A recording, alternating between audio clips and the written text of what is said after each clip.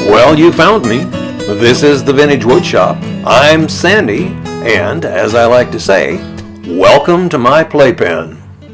And little did I know when I made that promo years ago, I'd graduate from one playpen to another, and this is the new one. Here's where we'll start today's video. Welcome back.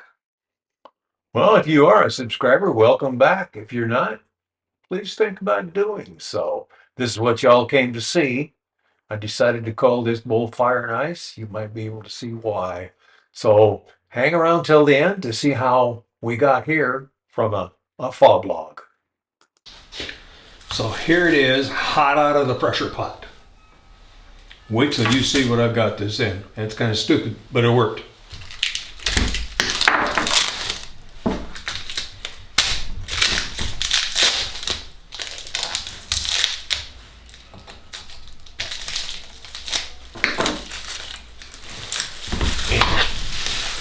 Here we go.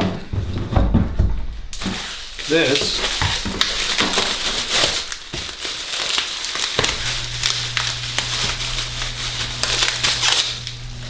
was cheap. Worked pretty good. Now that little bit was a little misleading. This does not pop off of this as easily as it's shown. In my haste to complete my last video, I had started recording this video, and when I erased the old footage, I erased all the footage from this as well. So what you didn't get to watch me do was tape up the bag, put the fog log in here, and this is a piece of the fog log. Go to my cabinet and look for inspiration about which colors to use, and the two colors I decided to use on this little project are pure gold and white. I've used the gold before, I've never used the white.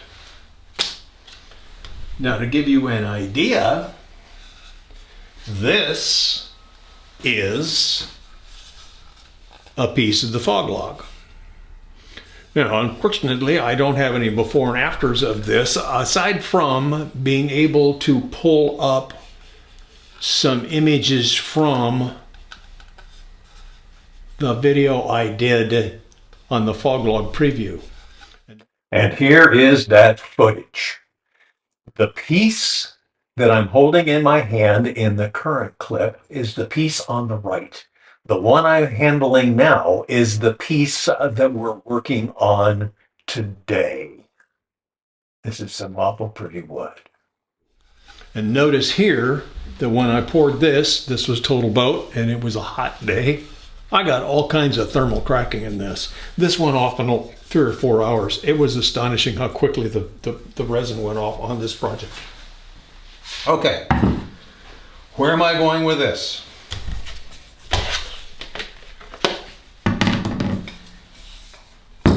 Here are the steps. I'm going to knock this off. I'm going to use a die grinder to take off this edge right here, because this is like a whole series of little razor blades. Don't ask me how I know that, but been there, done it. Knock this off, rub this down flat, find the center, drill a hole, mount this on the lathe on a wormwood screw so that I can mount a tenon. Okay, what's a tenon? A tenon is a little thing that goes on the bottom that's a sticky outy thing that you use to attach a blank to the lathe. This is what I use. This is a piece of straight grain fir that I used a whole bunch of years ago renovating some windowsills in our old house. These are about 4 1/4, 4.5 inches in diameter because I have a custom tenon cutter. This gets mounted on the drill press It's a 4.5-inch hole saw.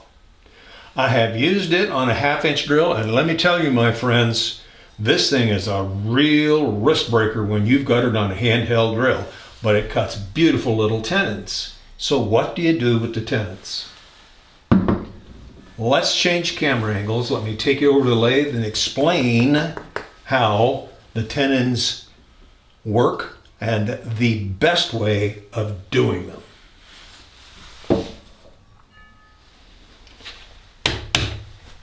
This is my favorite chuck. I've got a whole bunch of these things. This is the one I use 95% of the time. It is a one-way, stronghold. I don't even remember what number jaws it is, but when it's all the way crunched down, it's 4 inches. So here we have this.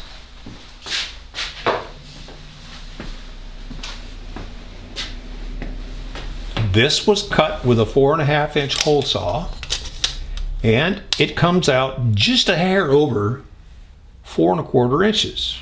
Well, 4¼ inches is a really good size for this reason. When it goes into the chuck, it's got an awful lot of area to grip. Now, this is going to grip its best if it's turned down to about there. So if I have a circle that fits inside this, the wider those jaws go, the less contact this part of the jaw has with the tenon. So, with a 4¼ inch tenon, this isn't going in here right away. This is going to go into the electric frying pan that is heating up hot glue over there on the bench right now, while the blank is mounted here on the lathe. Then I bring the tailstock up, poke it right there. The thing is centered, and before I dismount it, after it's all set up, 10-15 minutes after I slap it on there, then this gets turned down so that it is absolutely round and centered, and the diameter of this is reduced slightly so that these jaws can come a little closer together. I want to give you a little bit of a close-up and show the other thing that needs to be done to this tenon.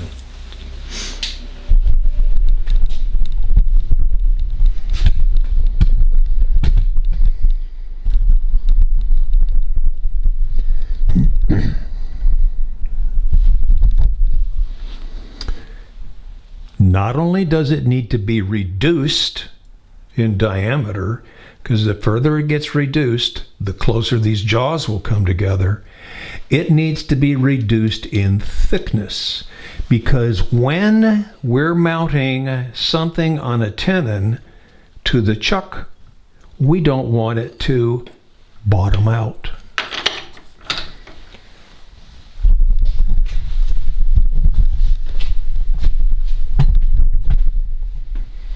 When we mount something to the chuck, we want the blank to mount to the shoulders, not bottom out on the base. So the last thing I'm going to do after making this nice and round and making sure that my blank is all perfectly centered, all of that, I'm going to flatten this off so that I reduce its thickness so that my blank is riding on the shoulders of the jaws on the chuck instead of on the base of the disc. So let's get busy doing that. While I clean up the top of this bowl, it's important to reiterate the reason for the tenon not bottoming out.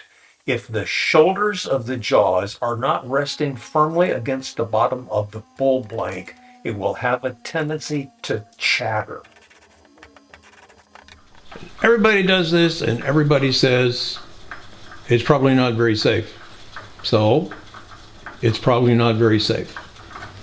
Do what you think is. Here we go.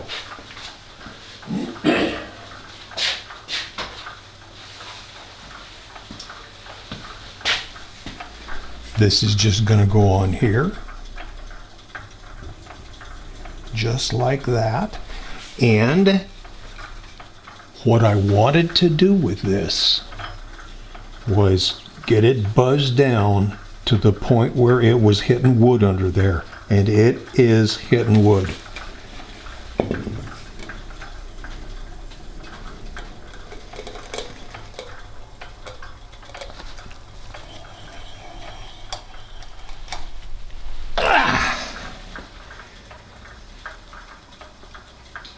Not bad. Here I'm flattening off the bottom of the bowl, getting rid of the excess resin, exposing a good amount of wood so that the glue block has good surface area to adhere to. And here we go.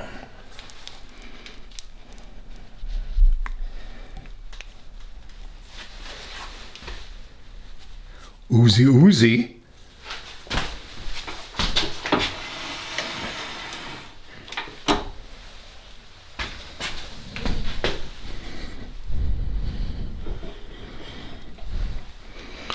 Now we just push it down until it's all nice and tight.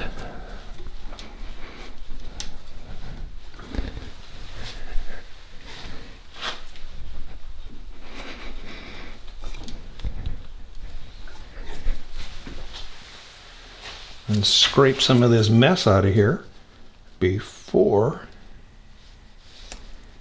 it falls on the lathe.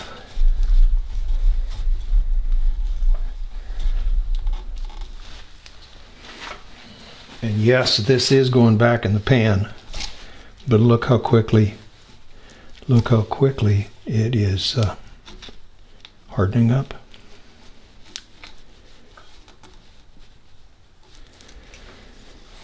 Now when you go to turn this stuff off, I sometimes use the bowl gouge. I sometimes use the carbide tools. Whatever I use, it's going to booger up. It's going to booger up the grinder. So I typically use the carbide because I can get it off the carbide with a wire brush and then resharpen the carbide. So I'm going to give this a little bit to set up and bring you back when we're going to true up this tenon so that it can fit in that chuck. Okay, it's been about 10 minutes. This is ready to be, remember what I said, I've got to reduce this diameter just a skosh, make sure it's perfectly round, and make sure this shoulder is the part that hits the chuck as opposed to the base of the disc. Now this thing turned out being pretty round. I've got it centered up pretty well. Let me show you a shot from the other camera. There we go, and I have the tool rest sitting there. It just bumped right there, and at its worst, it might be 3/16 out. Way cool. Okay. I gotta move this camera because right now you guys are in my way. So I'll be back when we have solved our technical problems. Well, I can give you a little better view than that. I believe my success with these tenons is due to two things. First of all, the massive surface area that is covered entirely in that hot melt glue acts as somewhat of a shock absorber as opposed to how brittle CA glue is. Get masked up and we'll turn that thing. The second thing is making sure that bolt blank is snug down on top of the shoulders, the jaws on the chuck, to prevent any vibration or chattering. Going to be using Easy Woods rougher, Easy Woods detailer, and the finisher, because what I'll do here is use the square cutter to make this round, make this thinner, get the glue and yuckies off of here. May use this to get some of the yuckies off of here. And then I'm going to go right into getting this thing balanced and totally rounded out. And the reason that I want this so secure is I am going to cut a core out of this. When I get there, I'll explain how and why. Since I started turning bulls, I've always felt that the tenon, whether you cut it into the actual wood or whether you glue it on, should be a minimum of 40% of the diameter of the bull blank. That has always worked very well for me. I have never had a tenon break.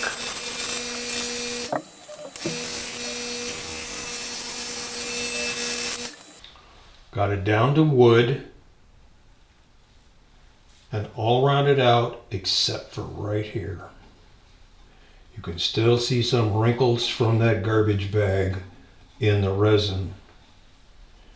Still have a little bit of resin. I still have a little bit of resin here.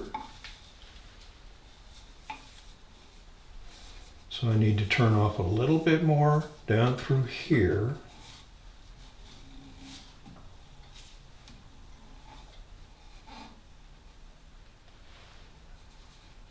I need to turn off a little bit more down through here and into the base. I've got a good amount here on the top. Getting some tear out there. Gee whiz, never happens on end grain, does it?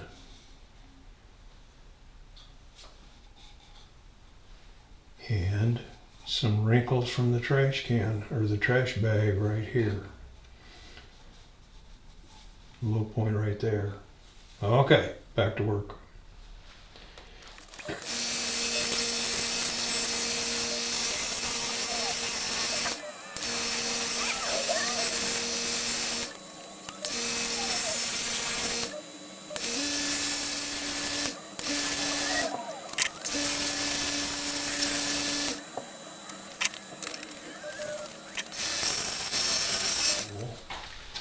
I also just buzzed that top nice and flat so that when I reverse chuck this and go to core it, I have a nice flat surface for the coring knife to attack. So let's take care of that. Okay, I just snugged up the set screw that is holding the chuck on the headstock, on the spindle, and hopefully I can turn it off. If not, we'll figure a way of getting that worm screw out of there.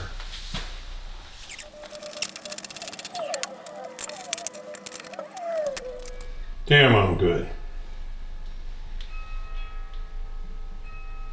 Look how that jaw is sitting right there on that shoulder, and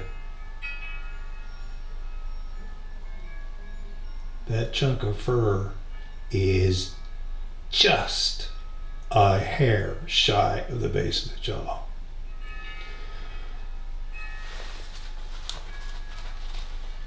Tell you the truth, that was luck. I was figuring I was going to put it back on the wormwood screw.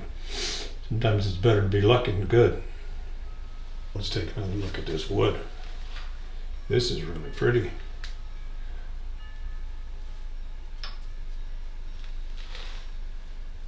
That looks like fire. That looks like ice or clouds.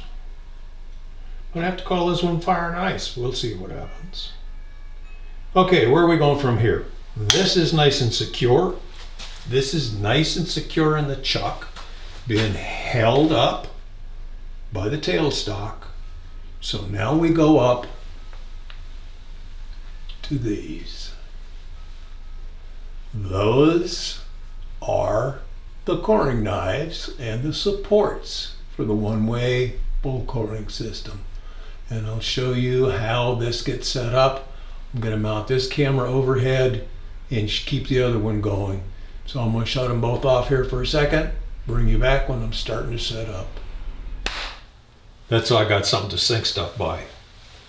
I dismounted the blank so I can explain to you how this coring system works. One Way sells this coring system. If you don't know it, One Way is an outfit out of Canada. They build good stuff. This is the number one knife. It has a radius of 4 inches. In other words, it will cut a bowl up to 8 inches, kind of. And what I have done, been using this forever. If you look on YouTube, there's all kinds of videos on this stuff, but this is the system I worked out. What I have here is a chunky 2x4 that bumps the banjo out to the point where it is dead even with the top of this one-way chuck, the stronghold chuck. Then I have one of my magical mystery discs in here, and I have a piece of plywood for the number one knife that if I bump all this stuff up together, this thing is bottoming out 1/4 of an inch from the bottom of the bowl, essentially, because the bottom of the bowl is being held on to the chuck. When I put this back on, it'll be a little clearer. So then there's 2 adjustments as to how you're going to cut a piece out of the middle of this blank. The first, of course, is moving this back and forth, which is going to control the depth to which the knife cuts. But the other control, not very much of it, is how big a diameter it's going to cut. And it can cut from, it has quite a bit of leeway, so you can cut some different diameter bowls with this. The only difference being how much of the bottom it's going to dig out or leave there. So we'll go ahead, slap the blank back on, and we'll see what happens.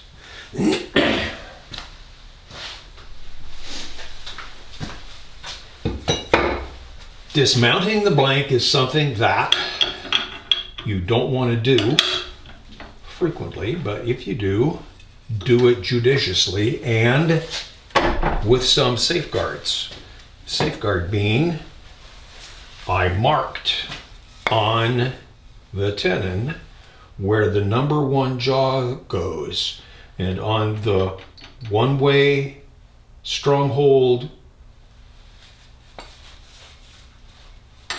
brain fart, on the one-way strongholds, each one of the jaws is marked. So I've got it back on the number one right where it was, and I feel it fitting into all of its previous indentations.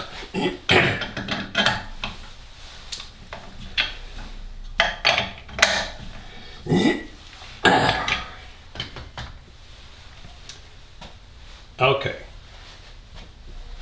and gotta explain some more.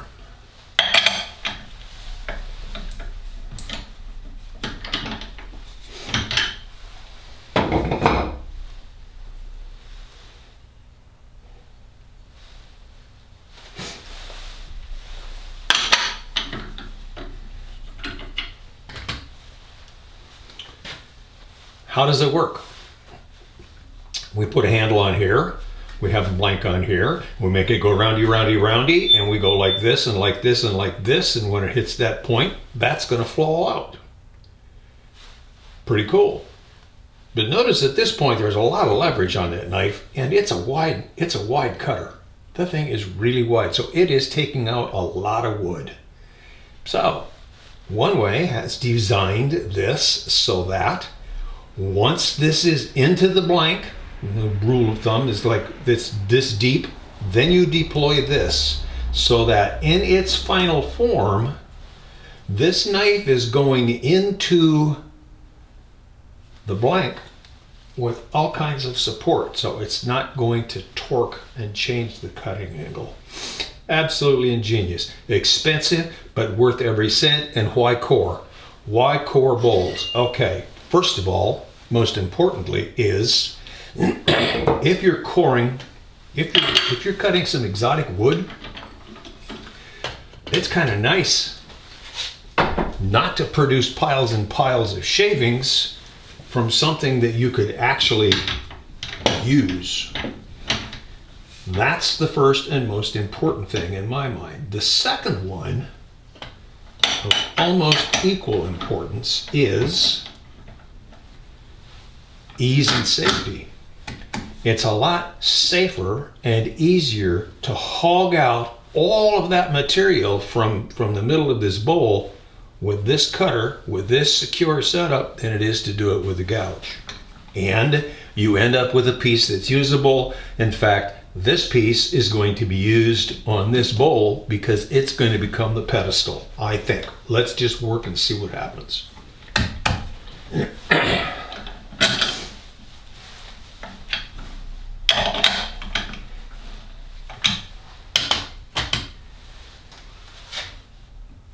Now, if I leave it set up just the way it is, it's going to bottom out because it is right flush up with this. We'd have 1/4 of an inch, it would probably get into the tenon that's currently there. So I have to move this away, and the very simple part of it is how much of a bottom do I want to leave in this bowl? Well, I want to leave it as wide on the bottom as it is on the sides. As you can see right here, if I don't move this thing this way or that, I am going to have a bowl edge that's about 1 inch thick. That's a pretty safe thickness for me, but it's not down there. So I have to move this out. I blocked you guys up there, didn't I?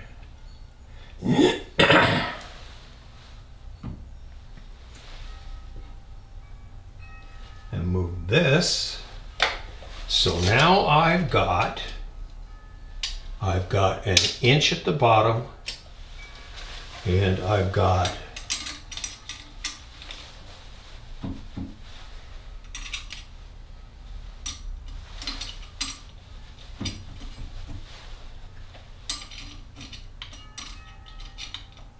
¾ of an inch at the top,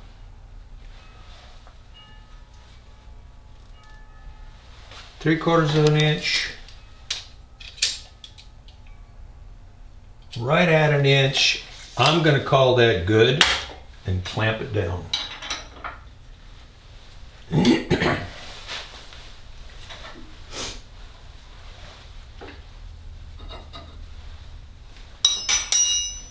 Now the other cool thing about this is this is notched.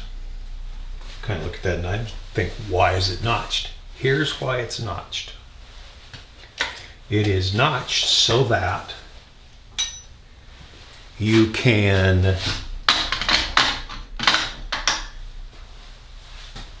run the tailstock up to it, but there's not quite enough room there on the tailstock, so you get one of these, an extender.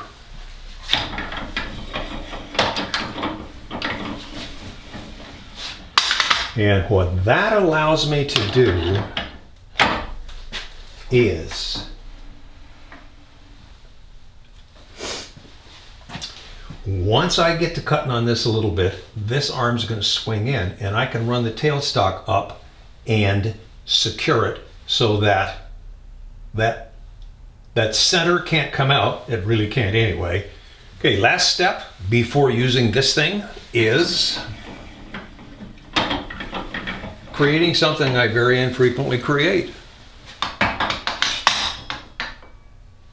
which is a mortise.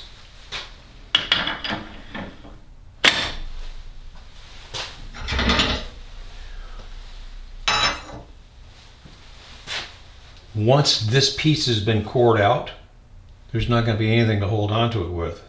So I'm going to put a mortise right here, so that when this piece comes out, I have something to mount it on a chuck, turn a tenon on the bottom side to be able to work it. In order to do that, I'm going to cut a mortise on this side, which is really, really easy and kind of a cool thing. Let me show you this. This chuck and this bit work well together. So when I use this bit, go drill, drill, drill, I can shove this chuck in there and I've got space to do a real nice little mortise here and secure it to the lathe so I can cut a tenon on the bottom of it. See how far I'm going to drill? See how far? So that this bottoms out in the hole and this does not touch this. Good plan.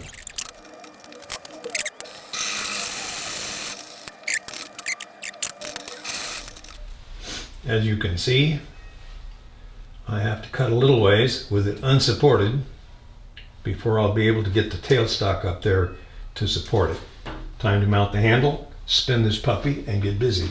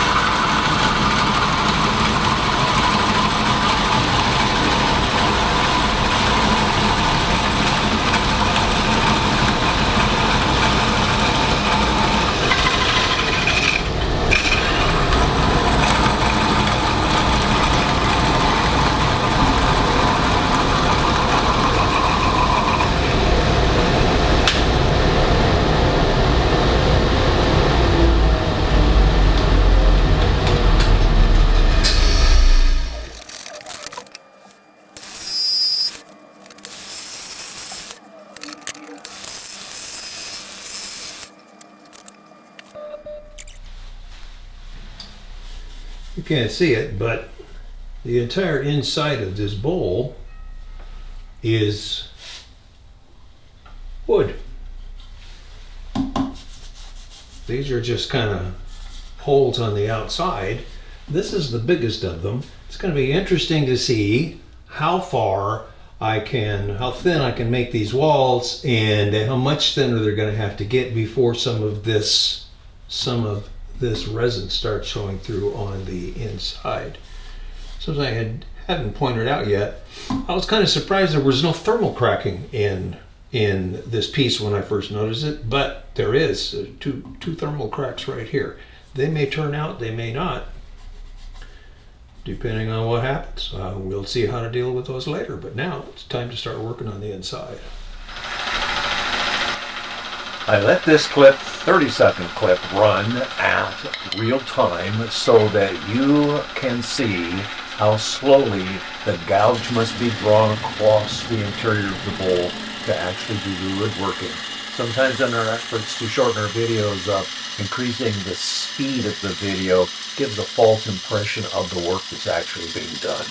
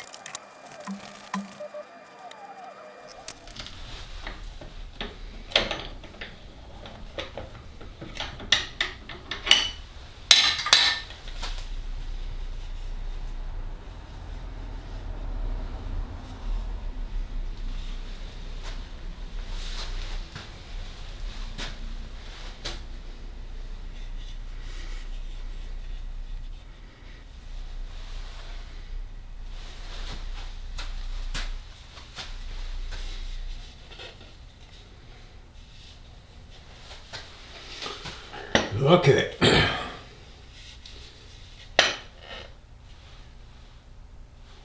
Bottom's got to be finished off. And remember, this is going to be a pedestal bowl, so we don't have to worry about that right now. We need to put on a different chuck and mount what used to be here down here.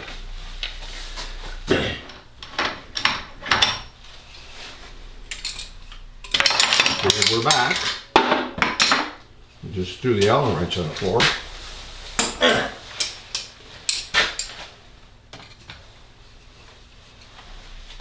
Back to the original mortise that I cut in when I went to core it. So now it's just a matter of making this round, deciding exactly what I want it to look like, deciding how big this should be so that it doesn't overwhelm the bowl.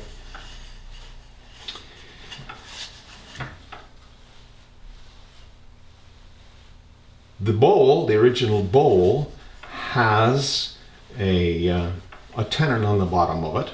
Of course, that tenon needs to be dealt with. We will deal with the tenon in a few minutes. So it's just a matter of deciding, do I put a tenon on here or do I put a mortise on here and turn something round to meet the two mortises? Or do I put a mortise here and turn the tenon on the bottom of the bowl to match the mortise? Decisions, decisions. Let's just carry on with it.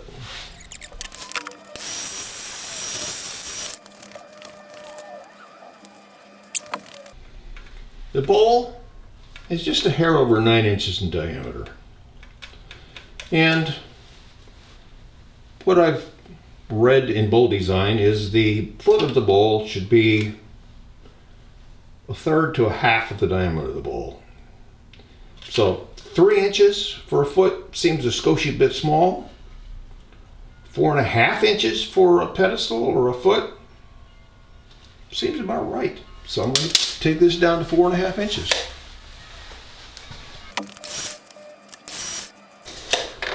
So if I stay just outside that line, that should give me my 4.25, 4.5 inch. If I stay 1/4 inch outside that line, I'll have a 4.5 inch diameter bottom.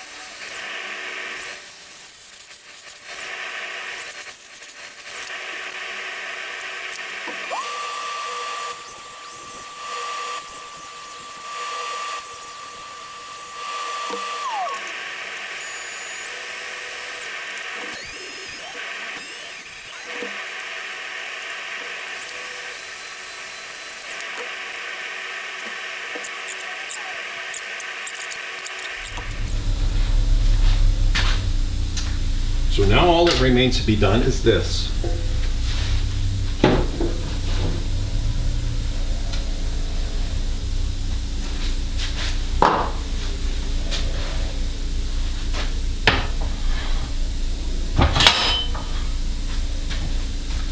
I still have the hole from the original shot. Way cool. And bring up the tailstock.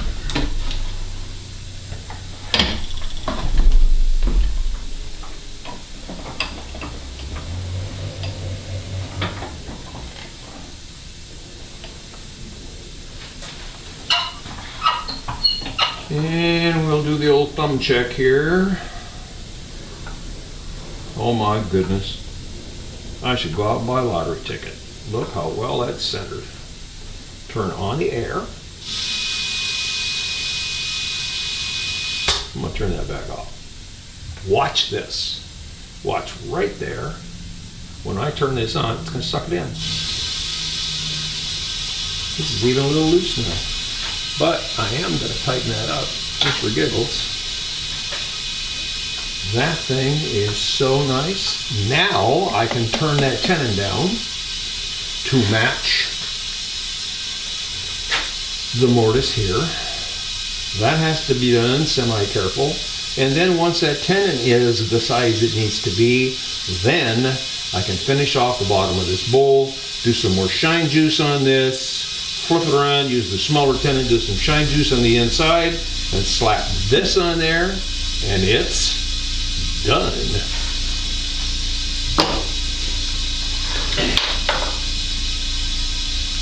So, we're remembering that this was done with 2-inch Forstner bit, which just so happens to be in the Jacobs chuck over here.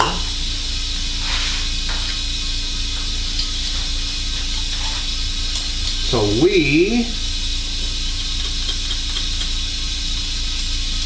can do a caliper thing with it.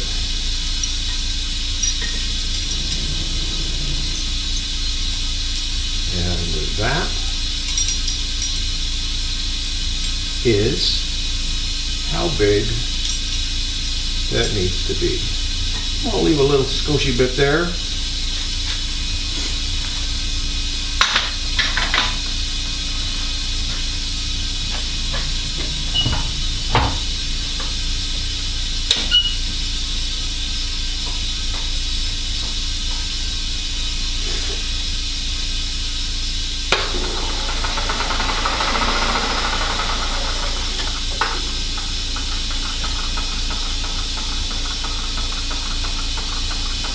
Sometimes being left-handed is a pain in the butt. Okay. I can turn it down to that line and it'll still be big. Go.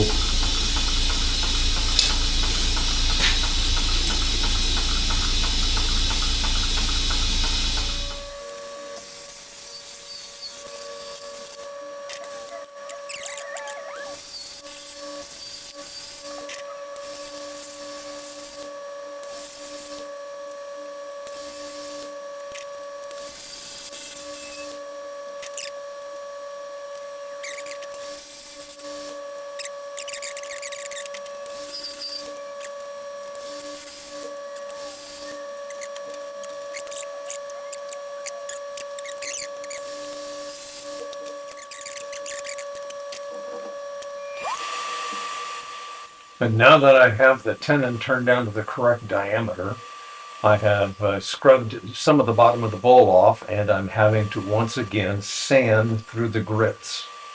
With each progressive grit, I go up a little higher to up the side of the bowl so that there isn't a line between the new finish that I'm going to lay on the bowl and the finish that was there from the beginning.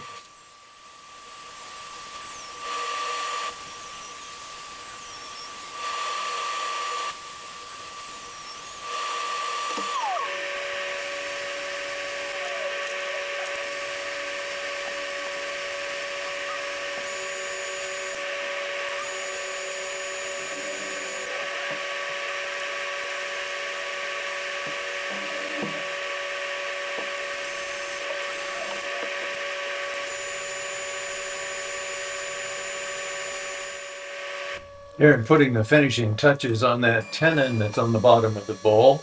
I just opened and closed the garage door out of flat file out of the toolbox to make the last little minute changes to make that pedestal fit perfectly.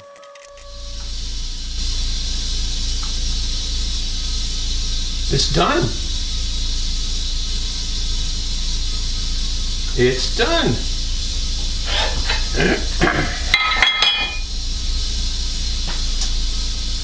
All I have to do is release the vacuum. It falls off. We'll see how bad the mark is in here.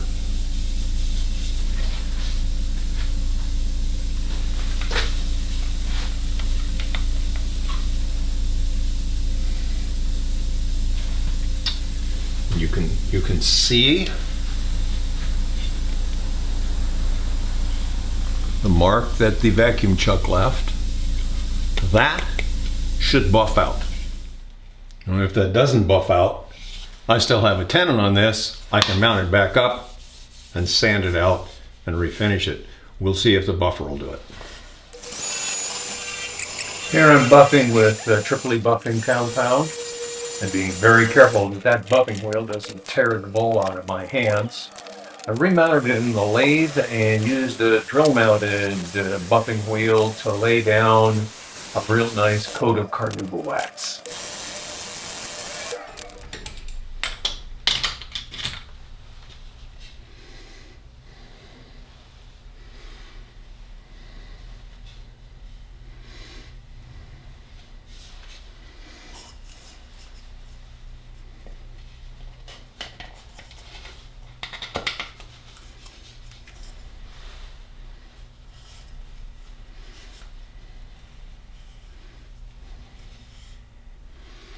Nothing left but the beauty shots.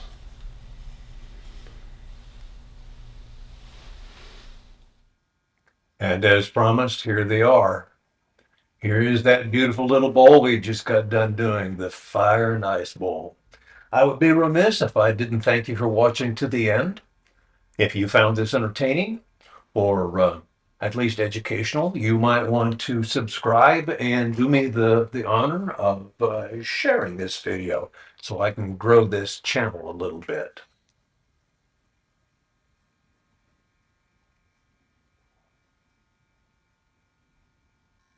Here's the other piece of that fog log.